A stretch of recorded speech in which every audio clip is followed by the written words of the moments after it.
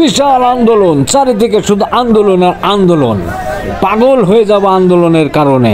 কি দরকার আছে এত আন্দোলনের? আমাদের জন্য পুরোক্রমে রাস্তার সমস্যা না হয়, রাস্তাটা খালি রাখবো। ব্যানারের পিছনে যারা আছেন হাতের ডানে রাস্তাটা অবশ্যই খালি রাখবো। ভলান্টিয়ার ভাই যারা আছেন রাস্তাটা সবসময়ের জন্য খালি রাখবেন। রাস্তা কোনো ক্রমে যেন বন্ধ না হয়। নবাব ভাই রাস্তার ডানে যান, ডানে ব্যানারের কর্নারের মানুষগুলোকে চাপা দেন। নবাব ভাই ব্যানারের কর্নারের মানুষগুলোকে চাপা দেন। নবাব ভাই। সম্মানিত দেশবাসী, আপনারা দেখতে পাচ্ছেন ঢাকা জেলা, ঢাকা সিটির মধ্যে সিএনজি চালকদের একটি সমাবেশ। চারিদিকে অনেক ধরনের আন্দোলন আপনারা দেখতে পাচ্ছেন। এটাও এক ধরনের তাদের দাবি নিয়ে বাংলাদেশ সড়ক পরিবহন অফিসের সামনে জড়ো হয়েছে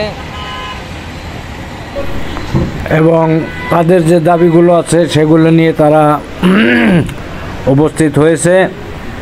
দেখতে পাচ্ছেন পাশেই সড়ক পরিবহন ও সেতু মন্ত্রণালয়ের বিল্ডিং। তো চারিদিকে শুধু আন্দোলন আর আন্দোলন। সম্ভবত আন্দোলনটি আস্তে আস্তে থেমে যাবে, তার কারণ চারিদিকে যে আন্দোলন শুরু হয়েছে, এত আন্দোলন করা ভালো না।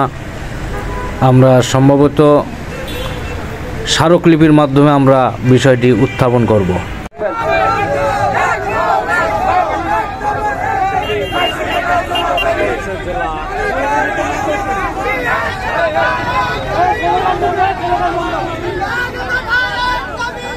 ড্রাইভার ভাইদের আন্দোলন চলছে, কত আন্দোলন তো দেখলাম। এখন দেখতে পাবেন ড্রাইভার সিএনজি চালকদের আন্দোলন।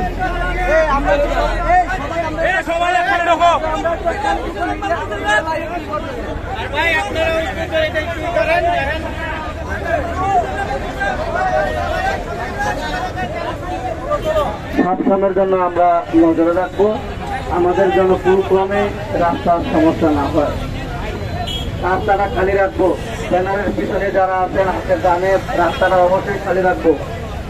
ভলান্টিয়ার ভাই যারা আছেন রাস্তাটা সবসময়ের জন্য খালি রাখবেন। রাস্তা কোনো ক্রমে যেন বন্ধ না হয়। নবাব ভাই রাস্তার ডানে যান, ডানে ব্যানারের কর্নারের মানুষগুলোকে চাপা দেন। নবাব ভাই ব্যানারের কর্নারের মানুষগুলোকে চাপা দেন। নবাব ভাই ব্যানারের কর্নারের মানুষগুলোকে চাপা দেন। নবাব ভাই।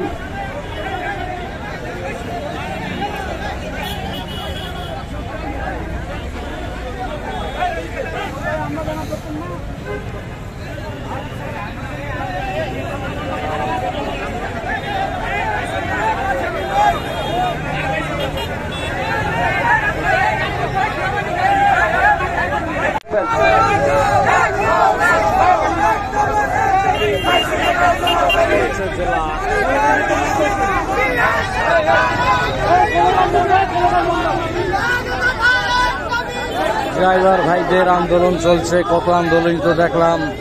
এখন দেখতে পাবেন ড্রাইভার সিএনজি চালকদের আন্দোলন।